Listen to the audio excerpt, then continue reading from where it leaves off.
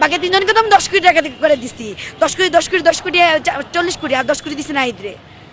ঠিক আছে, এমনিতে আমার ফ্যামিলির সাথে একদিন কথা বলতে পারছিলাম ফোনে, তো ওই দিন 7 দিন পর কথা বলা হয়। তো আমি তখন আম্মুকে বলছি, মা যে তুমি সব বাদ, তুমি আমার ভাইদের কাছে যাও। কোন ভাইদের কাছে?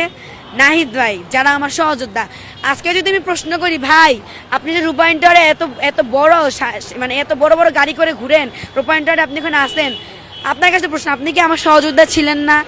ওনা আমাকে কি বলে জানেন? আমি যখন প্রশ্ন করছি, ভাই আপনারা এই প্রশ্ন শুনছেন কিনা জানি না, যে আপনারা যখন আসছেনই প্রথম দিনই আসতেন, আপনারা আমাকে আধমরা করে বের করলেন কেন? তাহলে মরা লাস্টটাই বের করতেন।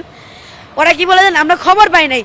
আমাকে যখন যৌথ বাহিনী অ্যারেস্ট করে, আপনারা কি এটা প্রকাশ করেন নাই যে 50 কোটি টাকা দায়ে যৌথ বাহিনী অ্যারেস্ট করে তথাকথিত জুলাই যোদ্ধা তাহারিমা জান্নাত সুরভি প্রকাশ করেন নাই? ওনারা কি দেখেন নাই? সেটা ওরা কি বলে জানেন? আমি আজকে একটা কথা বলি, শোনেন।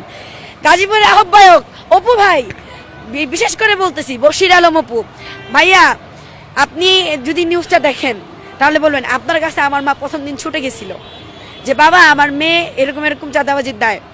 আমি বলি, এই মামলাটা যখন হয় প্রথমেই আমি ভাইয়াকে যে ইনফর্ম করছিলাম, ওই যে ছাত্র শক্তির গাজীপুরের আহ্বায়ক, যে ভাইয়া যে আমার এরকম একটা মিথ্যা মামলা দিচ্ছেন, এই মামলা কিছুই না, জুলাই যোদ্ধাদের এরকম অনেক মামলা হয়, এরকম বলছে।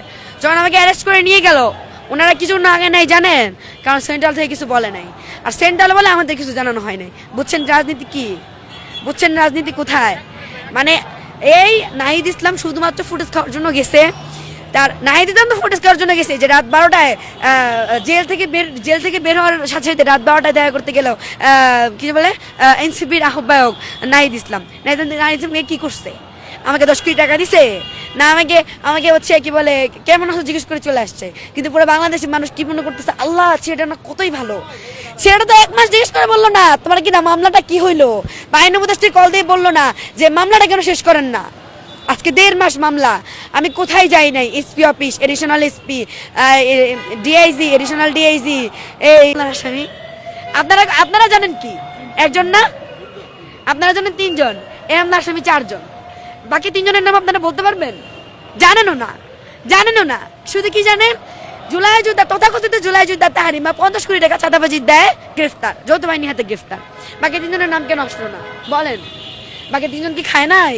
বাকি 3 জনকে তো আমি 10 কোটি টাকা করে দিচ্ছি। 10 কোটি 40 কোটি আর 10 কোটি দিচ্ছি নাহিদরে। বুঝছে, এই জন্য দেখা করতে আসছে। কাহিনীটা হচ্ছে এইখানে, বুঝছেন? শুনেন একটা কথা বলি, আমি 5 দিন হসপিটালে থেকে 11 দিন, তাও 11 দিন পর ছাড়া পেয়েছি। কেন জানেন? আমার কিন্তু ম্যাজিস্ট্রেট কোর্ট থেকে জামিন দেয় নাই। আমার কিন্তু 2 দিনের রিমান্ড মঞ্জুর হয়ে গেছিল, আপনারা জানেন। 2 দিন রিমান্ড মঞ্জুর হয়ে গেছিল আমাকে, এর আগে কিন্তু রিমান্ড হয়েছে।